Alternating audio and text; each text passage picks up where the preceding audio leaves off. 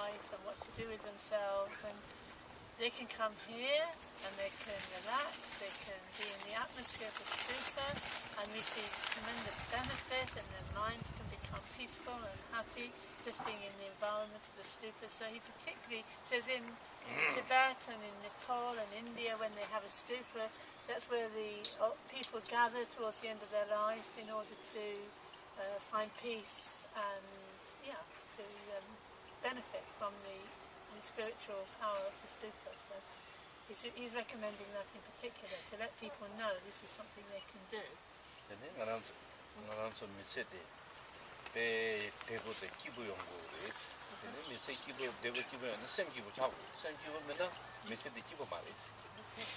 So generally speaking, everybody wants to be happy, but in order to be happy, it depends on your heart, mind. It doesn't depend on anything else. So that's what the stupa is there for, to bring happiness to people, peace and happiness to the heart and the mind of all beings, everyone.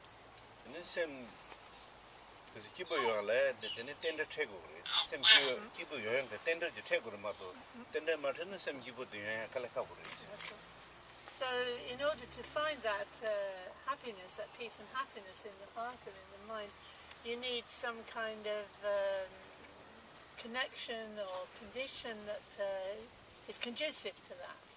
So it doesn't come just like that.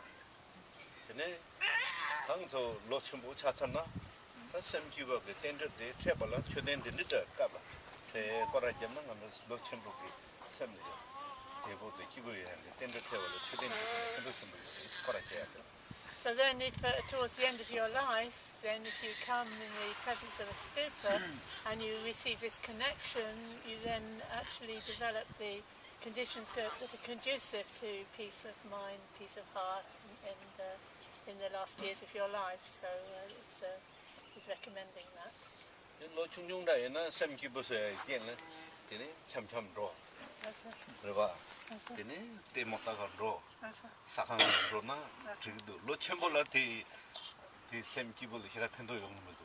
So he says, when you're young, maybe you enjoy just, gadding about and having a good time, going out to restaurants. Maybe you enjoy it when you're young, but then as you get old, you start to not get so much pleasure from that kind of thing, and that's when you think of the conditions that and the connection with the stupa might sort of start to dawn on you, or it's more likely to dawn on you that it's important.